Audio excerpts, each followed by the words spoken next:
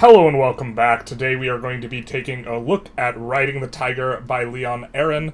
Aron has a PhD in political sociology, and he was born in the Soviet Union, and the book is, as you might be able to infer, about Putin here. And this one takes a little bit of an interesting slant, but kind of very important. This book is relatively well written, insofar as we recommend books that are related to Putin and what's going on in Ukraine.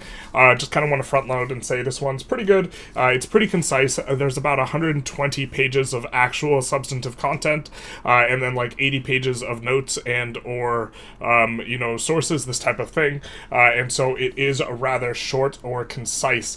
And what this book is about is mainly about Putin, but specifically the nature of what is going on in Russia insofar as Putin is manipulating the narrative and the culture. And so the book has 5 chapters that are kind of roughly divided based on 5 subjects, and the main kind of thrust or interesting thing, I think, is that Putin is moving Russia in the direction of a sort of militarized patriot type of nation that whose legitimacy, or Putin's legitimacy, feeds on at least constantly being at war or constantly appearing to be at war with an enemy, and that enemy in particular is the West, and more specifically that enemy is the United States. So briefly, to kind of summarize a little bit, there are 5 chapters are the Vladimir Putin story, which goes into his history, talks a little bit about him being a judoka. It talks a little bit about him serving in the KGB,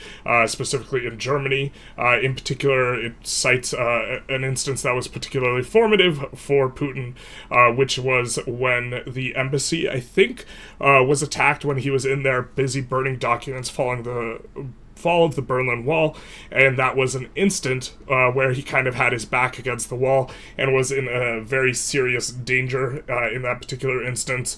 And this notion of a rat trapped, with your back against the wall is a kind of metaphor that Putin invokes in particular to discuss or to mention how the U.S. is, or the West at large, is provoking Russia to defend itself, is often a characterization that Putin makes, both internally and externally, really heavily laying into the provocations. And so an example of the provocation is Ukraine wanting to join the EU, become more economically linked with the European Union. For Putin, he describes that as a provocation because this is somehow endangering Russia from his perspective, or at least his purported perspective, at least the narrative that he puts forth. The second chapter is the house that Putin built, and in particular, this is there's a kind of shift, and initially Putin gets legitimacy from the dramatic improvement of economic kind of lots, and this is the source of his legitimacy, or economic conditions in Russia. Following the fall of the Soviet Union, there was Boris Yeltsin, and during the time of Boris Yeltsin, the country was more or less looted by oligarchs, and in particular, there was a lot of economic suffering. And when Putin takes charge in 2001, there is a very nice correlation that is very convenient for Putin, which is oil, the price of oil just shoots up. And this is a main driver of the economic conditions in Russia, and so Putin does very, very, very well for about a decade in terms of the economics in Russia, and this is his primary source of legitimacy in the story from which he draws a sort of from which he drops popularity and this sort of thing. 2011, 2012, there are significant changes. I forget exactly the nature of the thing. I think it's a combination of economic downturns as well as other stuff. But in particular, there's massive protests against Putin. And this marks an inflection point where Putin shifts gears and moves in a different direction in regards to drawing legitimacy. And what he shifts to is a narrative that is based on the idea that Russia is under threat, and only a strong man like Putin will be available to protect you. And this narrative is dependent on there being an enemy and also a constant threat. And so this becomes the message that is widely propagated and propagandized both throughout Russia, but also to some extent externally as well, which kind of brings us to the third chapter, Russia Under Siege, in which there is simultaneously a sort of play towards nationalism and patriotism and Russia's power, and then at the same time, Russia is, in a sense, weak or humiliated by the West and is needing of a sort of strong, firm hand in order to defend it in terms of what's going on, bringing us to Chapter 4, which is one that is a little bit concerning, which is worshipping the nukes, which is a substantive sort of break from Stalin and this type of stuff, which is that Putin really leans into the nukes as a power, and to some extent, although the book didn't cover this as much or as extensively, he uses it as a shield from which to avoid any sort of intervention from other nations when he does stuff like goes and invade Ukraine, because it's a shield in the sense that if anyone were to put boots on the ground, Putin's going to threaten with the missiles, and with having this sort of ultimatum, it puts other countries in a difficult position where Putin bullies them with threats and this type of thing. And then finally, Chapter 5 is the next war, wherein this chapter, I think it details a little bit how Putin's popularity, if not this chapter, a different chapter, absolutely skyrocketed in 2014. And it skyrocketed in 2014 with the annexation of Crimea, following a lot of, pro-nationalistic and pro-patriotism type of propaganda that was pushed forth, and suddenly the fuel of the machine of legitimacy for Putin is this sense of conflict and also of, this triumph and this type of thing. Very extensively celebrated is Victory Day, May 9th, which is a celebration to mark the end of the World War II, and is something that is often venerated in Russian culture and this type of thing, especially with regards to the way Putin is pushing the narrative and pushing the culture and this type of stuff. And so this Victory Day is going to be an important element, but the part of the next war being important is this beast still needs to be fed in a constant sort of sense. And to some extent, the invasion of Ukraine might not make sense strategically, but when it comes under kind of this lens of he is doing it to legitimize himself by perpetuating conflict for which he is needed in some sense as the type of strongman to resolve this conflict, he can fill that role. And so it's particularly and acutely dangerous because he needs to and does kind of domestically paint Russia's current situation as one in which they are constantly or currently in conflict with the West and specifically the United States. And he really pushes this narrative such that everything bad that happens, it's caused by the United States, significant distrust, this type of stuff.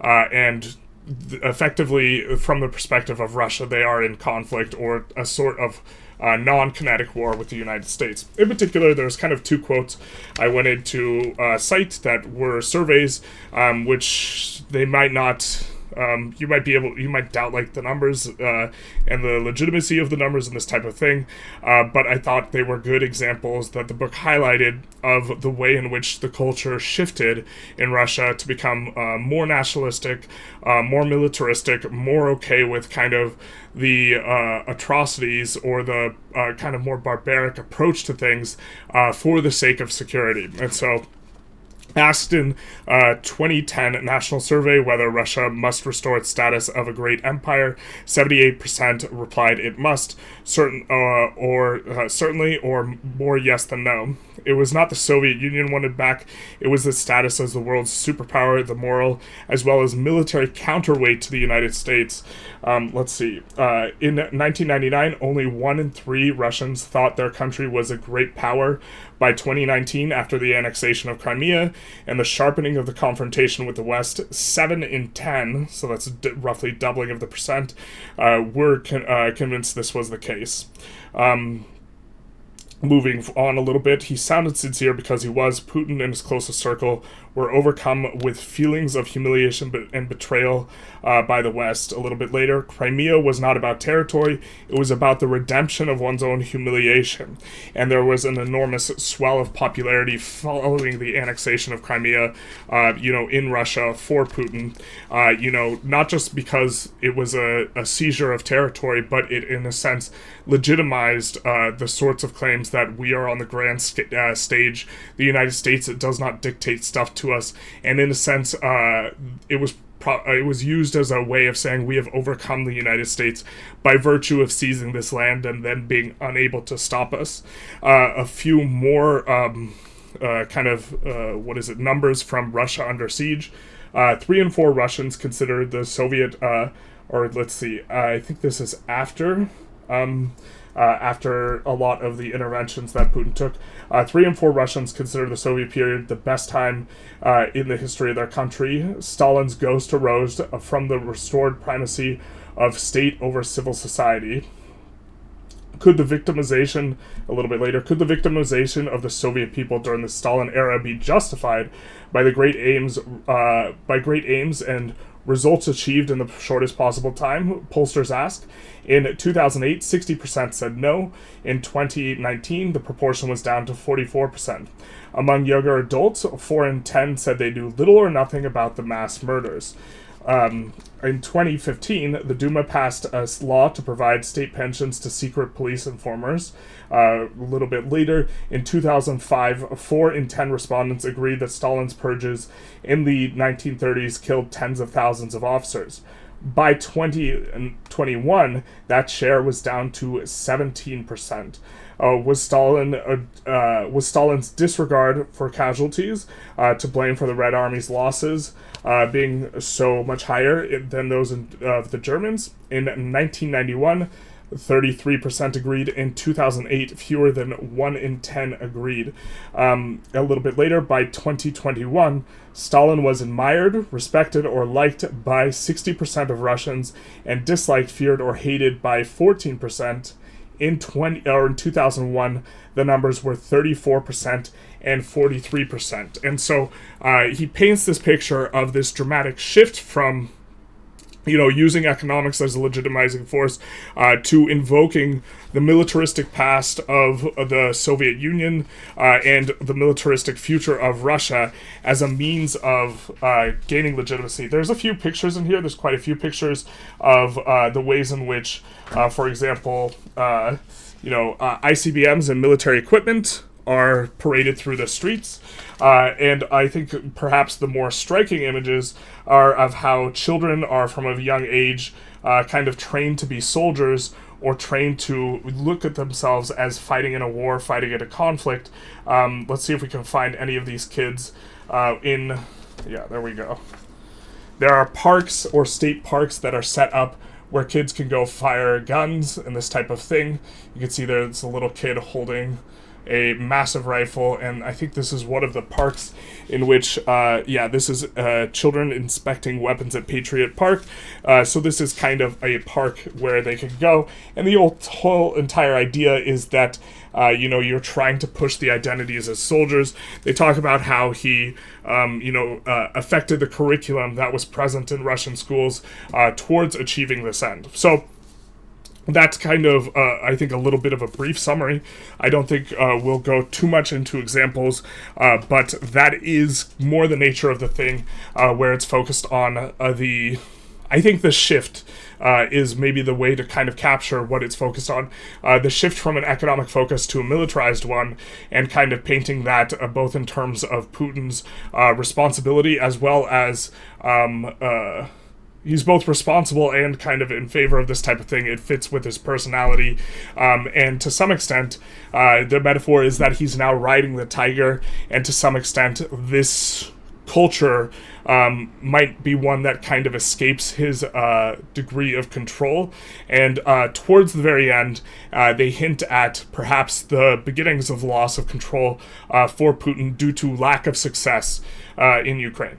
But with all that said, let's get into the ratings. Now, for utility, I do think that day-to-day this is probably not the most useful, but of the books we've read on Putin and Ukraine and this type of thing, this is one of the shorter ones. It's generally speaking really concise, it's fairly information-dense, it's well enough written, and so for that reason I gave it a 5. Not because the utility is super high in and of itself, because for the most part I don't think this affects someone's day-to-day in a necessarily productive way, but I do think that it's short.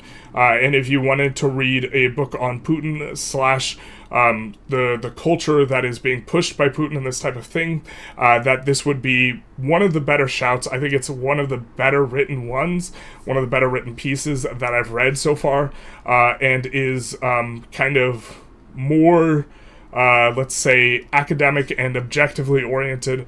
There aren't random pot shots being taken at various groups. It is not polemical in style like the Kasparov book is, and is generally more information dense and information oriented, where, it's the show me method of style, where they say what the position is, and then they show you the evidence for the position, and then they kind of move on. And so they being Leon or Aron. And so I do think that it is, in terms of getting the information to you, quite efficient. And so that's one of the reasons utility was scoring high. For novelty, I gave it a 5. As I'm starting to read more and more of these Russian and Ukraine books, ranking novelty is becoming increasingly difficult, because the information is all melding together to some extent in my mind, and I also probably overrepresent in my mind the degree to which the average person is informed on these as I become better and better informed, especially over a prolonged period of time at this point. For entertainment, I gave it a 3.5. It's a little bit on the dry side. Maybe it scores a little bit higher because there's quite a few pictures in there. It is fairly efficient, but it is, generally speaking, informational in nature, so it's not like painting a narrative, except to the extent that there is a narrative in the transformation of Russian culture towards this more patriotic slash militarized version of Russia that is kind of acutely dangerous, I think, and to invoke the metaphor that is brought up early in the book, Russia's a little like a cornered rat, in the sense that any intervention that is massive and comprehensive to deal with the fact that Russia positions and thinks of itself as an enemy of the West that is currently involved in conflict with the West, anything that is a really effective intervention is likely to be met with particularly strong force. There is this doctrine of escalating to de-escalate, which is the idea that is not been yet put into practice, but if there is an intervention from the United States that Russia doesn't like, that they'll deploy nukes, and that the West, the idea is that the West can tolerate less of that sort of nonsense than Russia can, and in that way you escalate to de-escalate, which, okay, it's part of the doctrine, it is what it is. For style, I gave it a 6. It's nothing flashy, nothing crazy, but I did appreciate kind of the clarity, the conciseness, the rather classic style of say the thing, present the information, and then, the person can think from themselves whether or not they think that information is substantive or this type of thing. For readability and interest, I gave it a 6.5 each. The book is fairly easy to read, easy to grasp. There's nothing too crazy. It doesn't require an academic background. The author does have an academic background, but would not be required to read this. And for interest, I gave it a 6.5. I did think, in particular, I think a lot of things that are about Putin or about Russia or this type of thing tend to paint it in a more sort of static way, where this is how Russia is and this is how Russia's been and this type of thing. And it was interesting to see a more trajectory-oriented kind of telling of what Putin has been up to, and why the Russian culture is shifting in this particular way, such that it is setting itself more and more up for significant escalations of conflict with the West, and at the same time might be a little bit of an untenable sort of platform, in the sense that what's going on in Ukraine is not particularly successful for Putin right now. But this gave it an overall score of a 5.42, which is a respectable score considering we are shooting for having kind of an average of 5 in terms of our ratings, although if something is particularly bad, we just don't complete it. So the really bad ratings tend not to get through. As far as recommendations go, I think that I would actually, of the books I've read on Putin and Russia, this one and the Kasparov one together, I would probably want to recommend most, where Kasparov's one is more of a polemic on Putin, going after his character and describing why he's an enemy of the West and why he must be stopped. And this is more, in a relatively concise way, setting up and kind of informing what the culture or way of thinking is for Russia. And I think that is important because I think despite the fact that Russia, in terms of economic power or ability to field a kinetic army, is way, way weaker than the West, the presence of nukes and the determination to envision and actualize the West as an enemy presents a substantial risk to the West. And I do think that this is substantive, and so is maybe something worth kind of covering or reading about. So the recommendation is, like, if you're interested in reading about Putin, of the half dozen books, I think at this point, maybe a little bit more, that I've read on Putin / the conflict in Ukraine, I think this one and Winter is Coming by Garry Kasparov, I would recommend these two probably over the swath of the other ones, some of them being really long and a little bit less efficient reads, let's say. But anyways, that was the book. I hope you enjoyed the review. If you did, please feel free to like, comment, subscribe, do the YouTube algorithm thing. And other than that, have a good one.